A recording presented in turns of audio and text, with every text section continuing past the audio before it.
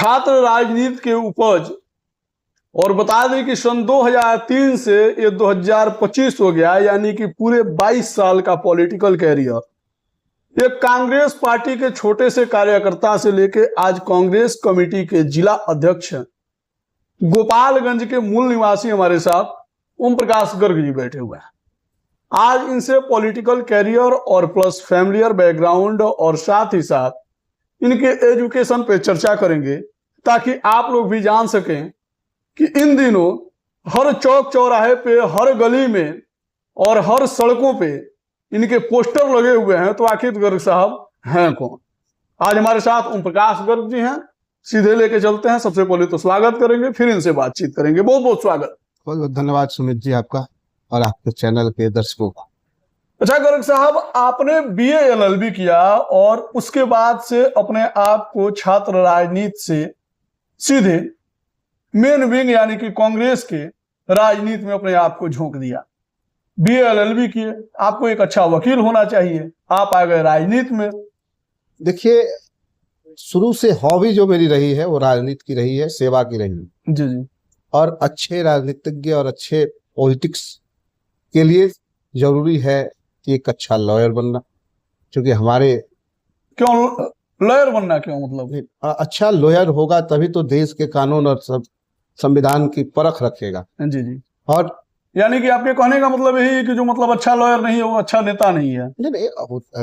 जिनको संविधान और इस देश के भौगोलिक और आर्थिक रूप से जिनको जानकारी हो, अच्छे नेता है। ये मैं नहीं कहूंगा कि जो नहीं होगा अच्छा नहीं, लेकिन जो अच्छे लीडर हैं, जैसे हमारे पंडित जवाहरलाल नेहरू जी हैं, महात्मा गांधी जी हैं, ये अच्छे लॉयर थे जिन्होंने देश को बखूबी तौर से जाना, पहचाना और मजबूत तरीके से इसको अपना बागडोर अपने हिसाब से उसको सुरक्षित रखा, चलाया। यानी कि बचपन से आपका क्लियर विजन था कि आपको राजनीति में ही जाना है। बिल्कुल बिल्कुल। ये राजनीति और सेवा के व्यू में था। जी जी। राजनीति में ही आना था शुरू से ही आपको। हर किसी का कोई ना कोई राजनीतिक गुरु होता है किसी ना किसी फील्ड में। राजनीति में आ पाए, आपका पॉलिटिकल गॉडफादर कौन रहा? कि श्रद्धेय श्री राजीव गांधी जी के देखकर, उनसे प्रभावित होकर ही जी जी मेरा यह राजनीति का और राजनीति में आने का जो है। राजीव गांधी को बता रहे हैं कि आपके पॉलिटिकल गॉडफादर हैं। आप ठीक से जवान भी नहीं हुए होंगे जब राजीव गांधी। वही चीज बता रहा हूँ सुमित जी। 90 और 91 का दौर था जी। हम उस समय छोटे थे और लोकसभा का चुनाव उस समय के सांसद काली प्रसाद पांडे जी कांग्रेस पार्टी से चुनाव लड़ रहे थे और उनका चुनावी कार्यालय जो है था मेरे ही मकान में था। आप ही के मकान में उनका चुनावी कार्यालय मेरे ही मकान में था जी। नीचे में उनका मकान था। तो अक्सर हाथ झाप और हाथ का झंडा ये सब हम लोग वहाँ बहुत दिनों से देखा करते थे। जी जी। और वो दौर मुझे याद है कि राजीव गांधी जी का गोपालगंज का दौरा शुरू हुआ था और वो गोपालगंज के दौरे पर आए थे चुनावी कार्यक्रम को। और उनका काफिला जो था एक रोड शो के माध्यम से वो जो खुली हुई बॉडी गाड़ी होती थी, जिसको हम लोग था ये कर सकते हैं, आज के डेट में हंटर बोलते थे। हाँ, हंटर बोलते थे। हंटर की जीप पर राजीव गांधी का काफिला, राजीव गांधी बैठे थे, काली प्रसाद पांडे जी थे, खड़े थे और बहुत भीड़ के बीच में राजीव गांधी का काफिला धीरे धीरे चल रहा था। जब मेरे घर के सामने आया था तो राजीव गांधी जी की गाड़ी रुकी थी, वो मुझे बखूबी याद है।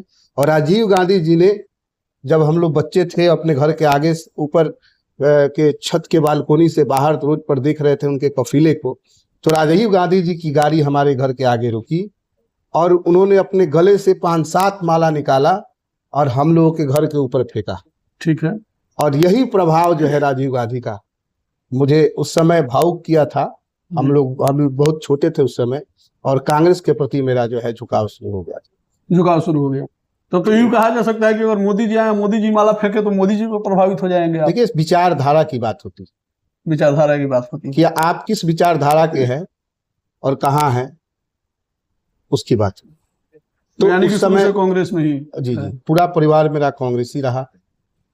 मेरे दादाजी फ्रीडम फाइटर रहे।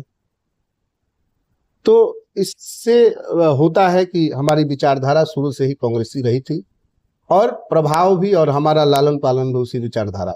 उसी विचारधारा हुआ। ठीक है, पॉलिटिकल रीजन क्या रहा? देखिए, राजनीति में करने के कारण एक तो छात्र जीवन से ही छात्रों की समस्याओं को लेकर जूझना था। ठीक है। और एक घटना, छोटी सी घटना मैं बता दे रहा हूँ जिससे मुझे राजनीति में और मजबूती के साथ आने के लिए विवश किया। वो घटना था कि हम लोग एक आंदोलन किए थे बिजली को लेकर। उस समय बिजली इतनी काटी जाती थी, बिजली की कटौती इतनी होती थी कि 2-2 महीने, 1-1 महीने बिजली नहीं आती थी। कभी कभी 1 घंटे बिजली रहती थी तो 2 दिन नहीं रहता था। बहुत किल्लत चलता था। और बिजली को लेकर बिजली विभाग में हम लोगों ने एक धारणा प्रदर्शन का आयोजन किया था।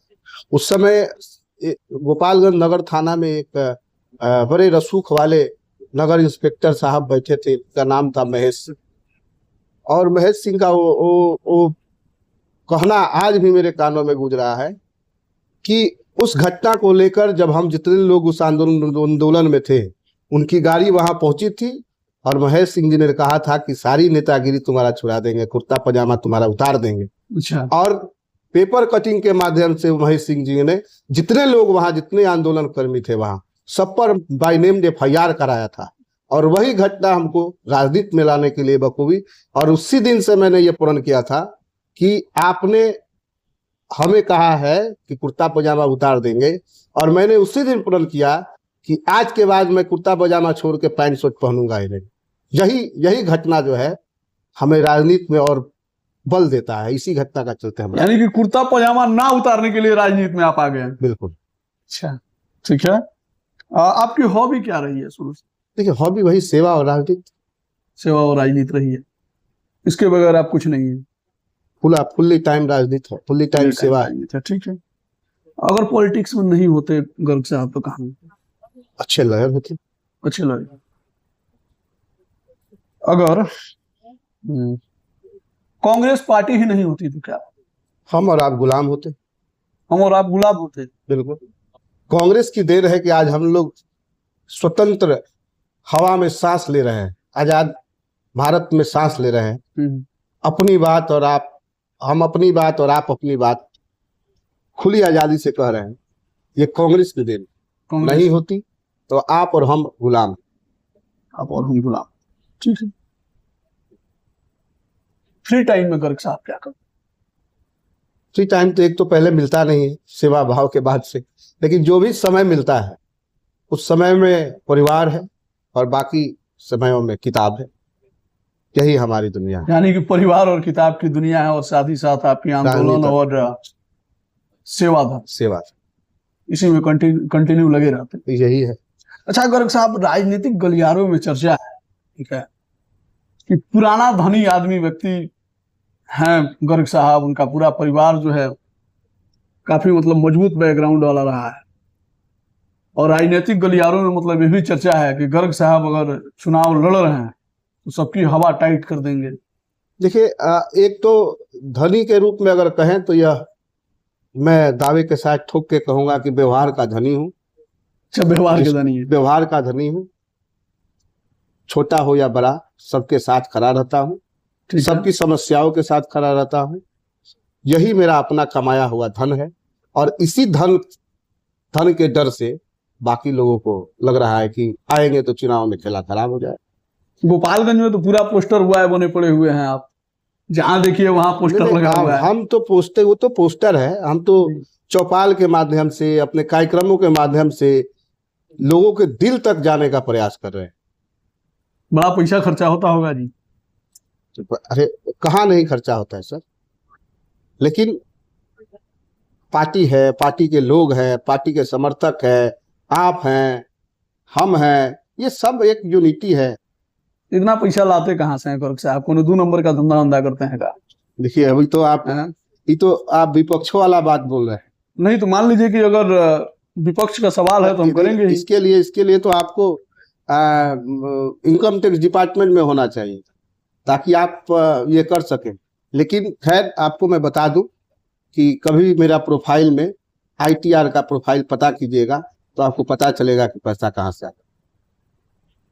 अच्छा, यानी कि गर्ग साहब का कोई 2 नंबर बिजनेस नहीं है, उसके बावजूद भी इतना सारा अफोर्ड कर पाते हैं। हम आप हैं, सहयोगी है हमारे। और अच्छा, बाकी बैकग्राउंड के पीछे जब जाइएगा जी जी, तो बहुत बड़ा एक मजबूत स्तंभ गर्ग के पीछे है। वो शक्ति के रूप में कहे या फिर एक लीडरशिप के रूप में कहे, वह स्तंभ गर्ग के पीछे खड़ा है, जो सेवा भाव से भी खड़ा होगा और हर तरह से वह तैयार रहे। कौन स्तंभ है, नाम बताना चाहेंगे? समय आएगा तो उसका भी खुलासा करेंगे। समय आएगा तब उसका खुलासा करेंगे। अच्छा गर्ग साहब, एक बात बताइए, अगर आप यहाँ से चुनाव लड़ते हैं, किस प्रकार की तैयारियां होंगी आपकी? देखिए, तैयारियां तो चुनावी रूप से जो है, अभी हम लोग पंचायत वार से लड़ रहे हैं। पार्टी को डिसीजन करना है कि यहाँ चुनाव कौन लड़े, क्योंकि आला कमान का है। पिछली बार 2010 से हमारा यह सेवा भाव चल रहा है, 2010 से चुनाव की होर में हम चल रहे हैं। पार्टी को लगेगा तो चुनाव लड़ाएगी, बाकी तो हमारा सेवा है, हम पार्टी के सिपाही हैं। लेकिन राजनीतिक गलियारों में चर्चा है कि गर्ग आ रहा है इस बार। राजनीतिक गलियारों में तो हर बार इसका चर्चा होता है, लेकिन पार्टी को इस बार यहाँ से जिताने का संकल्प है गर्ग का, कि आप यहाँ से 6 के 6 विधानसभा सीटों पर महागठबंधन को मजबूत तरीके से जिताने के लिए हमारी कांग्रेस पार्टी पूरी मुस्तैदी के साथ काम करेगी। अच्छा, पॉलिटिक्स में क्या होता है ना कि बाहुबल की आवश्यकता होती है, ठीक है, बाहुबली होना, 2-4 गो केस हो, आपराधिक छवि हो, ऐसे लोग जल्दी सरवाइव कर पाते हैं। आपके ऊपर कोई केस है कि नहीं? देखिए, हमारे ऊपर केस आंदोलन का होगा, आंदोलन का केस और है। आंदोलन ही मेरे लिए बाहुबल है। आंदोलन ही बाहुबल है। अब दौर नहीं तमंचों का, हर जगह खौफ का साया है, ना समझ के लोगों पर बस तेरा ही माया था। अब दौर भुला दे 47 की, मन में भ्रम ना पाला कर, मेरे सब्रों के बांध पे सब्र का पुल ना बाना कर। जिस दिन ये सब्र है टूट गया, हर जुल्म पनाह घर तेरी लेगी। अगर खौफ दिखा 47 की, हर चौखट पे 56 तनी होगी, हर चौखट पे 56 तनी होगी। ये शायर नहीं है, ये हकीकत है। अच्छा गर्ग साहब, ज्यादा समय आपका नहीं लेंगे, ठीक है, लेकिन एक और सवाल आपसे कर ही लेते हैं, ठीक है। अगर यहाँ से चुनाव आप लड़ते हैं, आपको पार्टी टिकट देती है, भरोसा आपके ऊपर करती है, ठीक है, तो चुनाव में मतलब किस प्रकार की रणनीति होंगी और किस बेस पे चुनाव जीतेंगे आप? देखिए, यहाँ की मूलभूत समस्याएं जो है, जो 25 सालों से यहाँ के जनता ने एक ही व्यक्ति पर भरोसा किया और अपना विश्वास एक ही व्यक्ति को दिया, और हर बार जनता को छलावा किया गया, उसको छला गया। उनकी मूलभूत समस्याएं जो है, इस विधानसभा क्षेत्र में लगभग आधी आबादी बाढ़ग्रस्त इलाकों में है, और उस पर 25 सालों में आज तक अस्थायी निराकरण नहीं किया गया। हर साल बाढ़ आते हैं, हर साल किसान प्रभावित होते हैं, हर साल कई हजार घरें उजड़ते हैं। इस पर अस्थायी निराकरण का पहल होगा। किसानों को सही समय पर बीज, सही समय पर खाद मिला, छात्रों के लिए यहाँ यूनिवर्सिटी और अच्छे अच्छे कॉलेजें बने, इस पहल पर काम होगा, और हर समस्याओं, अपराध मुक्त से भ्रष्टाचार मुक्त तक एक सिलसिलेवार ढंग से काम होगा। अच्छा, ये जो चौपाल आपका देख रहे हैं आज लगातार 2-3 दिनों से चल रहा है, कब तक चलेगा? ये कंटिन्यूअस है सर। ये जब तक एक एक गांव और एक एक कस्बों और एक गलियों में नहीं पहुंच जाए, ये पूरे जिले में हम लोगों का चौपाल कार्यक्रम चल रहा है। पूरे जिले में सभी जगहों में प्रखंड अध्यक्ष कर, जहां मेरी मौजूदगी हो रही है, मैं जा रहा हूँ, प्रखंडों में चल रहे हैं। झंडा कार्यक्रम हम लोग का चल रहा है, हर घर कांग्रेस का झंडा। और कांग्रेस का झंडा आप जाके देखिए कि लोगों में जो उत्साह है लगाने का, एक तरह से समझिए तो हौर चला हुआ है। एक झंडा लगाने जाइए तो वहां के आसपास के जितने गांव और बस्तियां हैं, सब पे कांग्रेस की झंडा एकदम शान से लगा रहे। शान से लग रहा है, शान से लग रहा है।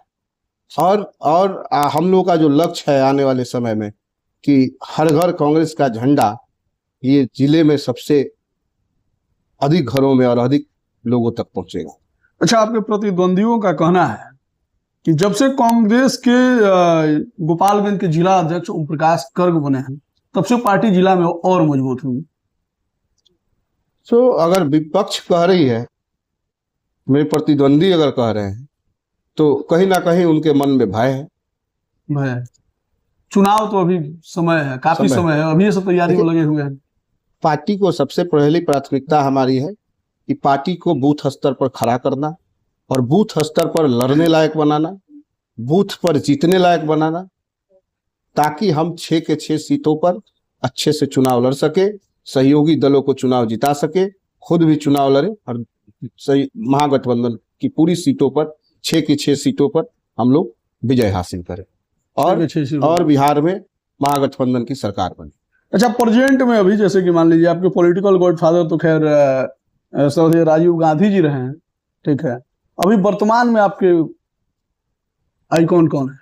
राहुल गांधी, जिन्होंने पूरे देश को अपने पैरों से नापा है, जिन्होंने हर गलियारों से जो दुखी है उनकी बातों को साथ में बैठ के साझा किया है, जिन्होंने पूरे भारत के अवाम का दिल की बातों को सुना है और उनके लिए लड़ाई लड़ा है, सदन से लेकर सड़क तक। यही हमारे आइडियल, यही आपके आइडियल है, यही आपके आइकॉन, यही आइकॉन हमारे। आपको बता दें कि हमारे साथ कांग्रेस पार्टी के एक मजबूत सिपाही, साथ ही साथ आपको बता दें कि कांग्रेस कमेटी के जिला अध्यक्ष गोपालगंज के ओम प्रकाश गर्ग जी थे, साथ ही साथ संभावित प्रत्याशी आपको बता दें कि महागठबंधन और इनका सिंबल हाथ छाप रहेगा और उसी के विधायक प्रत्याशी हमारे साथ बैठे हुए हैं ओम प्रकाश गर्ग जी। इनसे जुड़ी या फिर कांग्रेस पार्टी से जुड़ी कोई भी समस्या या फिर समाधान हो या फिर कोई सुझाव हो, कमेंट सेक्शन में लिखिएगा। अगली बार मिलेंगे तो गर्ग साहब से एकदम बेहतरीन तरीके से और बड़े ही मजबूती के साथ आपके सवाल रहेंगे, गर्ग साहब के जवाब रहेंगे। तब तक के लिए धन्यवाद।